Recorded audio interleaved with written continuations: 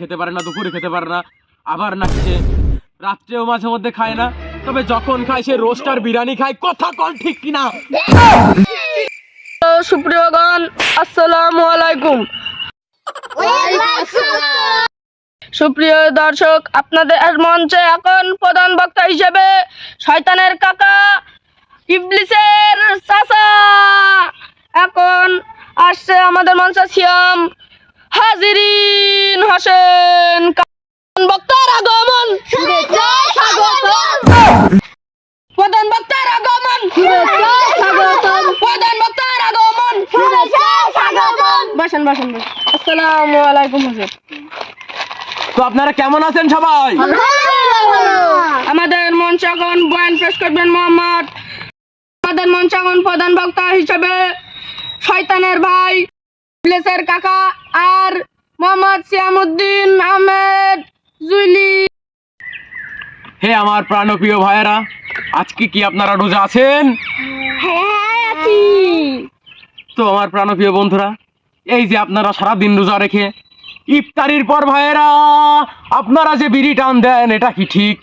কথা কোন ঠিক কিনা? কি আমার কথা শোনা যায় আপনাদের কানে? তাহলে জিকির তোলেন না কেন আপনারা?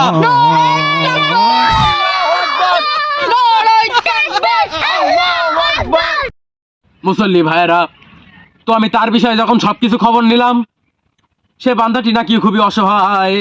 সে সকালে খেতে পারে না, দুপুরে খেতে পারে না, আবার নাকি সে রাত্রেও মাঝে মধ্যে খায় না, তবে যখন খায় সে রোস্টার বিরিয়ানি খায়। কথা কল ঠিক না?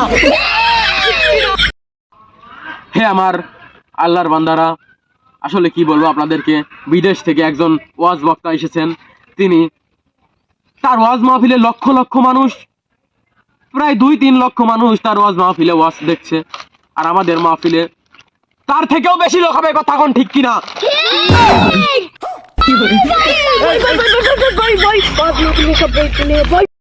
হে আমার আল্লাহর বান্দারা, গতকাল হাটে আমি গিয়েছিলাম, যে একটা ছাগল দেখলাম, ছাগল দেখে ছাগলটা কিনলাম আমি মাত্র 6000 টাকায়। ছাগলটা কিনে আমি বাসায় নিয়ে আসলাম। বাসায় নিয়ে এসে দেখি ছাগলের পেটে কিচ্ছু নাই। কথা কোন ঠিক কিনা? তো ছাগলটাকে ভাবলাম খেতে দেই। সারাদিন রাতবেলা আমার কাছে থাকলো। সকালে উঠে আমি ছাগলটাকে মাঠে নিয়ে গেলাম খাওয়াতে। হে তুমি বিশ্বাস করবা না, হে আল্লাহর বান্দারা তোমরা বিশ্বাস করবা না, ছাগলটা টানা 4 ঘন্টা খেয়েছে, ছাগলের পেটটা পুরো ভরে গেছে। কথা কোন ঠিক কিনা?